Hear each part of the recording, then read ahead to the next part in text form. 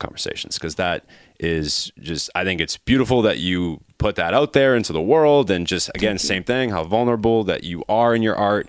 Really just, it's a beautiful spoken word poem over some very light, instrumentation. And you're really, again, talking a lot about, relationships and toxic relationships and how they affect you, and how a toxic relationship can then affect potentially the next one that you're in, and sort of that push and pull of, hey, I want to almost leave before you hurt me because I think you're going to hurt me. And I think that's so relatable for so many people. I was living there for a while, and it was somewhat torturous, truthfully, and self-inflicted in a lot of ways. Oh my God. So, and I know last time you came on the show, you talked about, how many times, how many poems you've written and how many ones you've performed, but then there's so many you've written that you didn't want to perform or you didn't want to be put out there. Like, what made this one in particular be the one?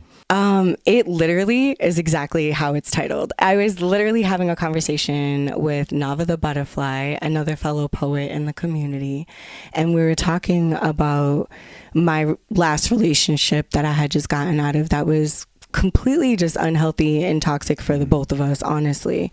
And I remember having this conversation with her, and I was on my porch. It was probably like an hour and a half, low key, high key. And every time I would say something, she'd be like, yo, that's a bar. Yo, that's a bar. Yo, that's a bar. And if anybody knows Navah the Butterfly, you know that's if you say something, she gonna be like, that's a bar. So she kept saying that, and she was like, why are you not writing this down? And I'm like, girl, because we having a whole conversation, like, I'm not there. And she was like, nah, you should write these things down and try to revisit them when you can. And if you can make them into a piece, you should, because what you're saying people need to hear.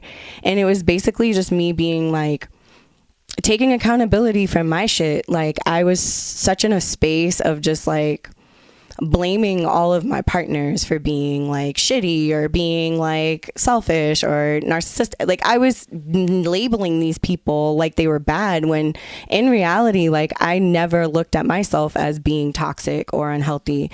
And I really had to dig deep after my last relationship and look at what I was shown. I also grew up in a very like addicted household, so abandonment issues, trust issues, safety issues, a lot of things just came up, and I'm like, I feel like I was conditioned to think that was in fact love. I was more afraid of receiving love. Like, I'm very easy to give love. Anybody who knows me knows, like, Amanda will give you anything and anything, because that's just the type of person I am. However, I didn't realize I wasn't able to receive love, and like healthy love, like somebody really just wanting to like love on you because they see you for who you are, right. And also being seen for who you are, even the bad stuff. Totally. Like, that was super scary to me. And I'm like, my last relationship was very much a mirror relationship. Like, it was like looking at myself in a mirror. There were things about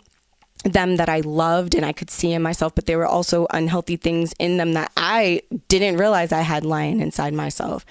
And Navah Conversations was basically that. Like, I need to take accountability.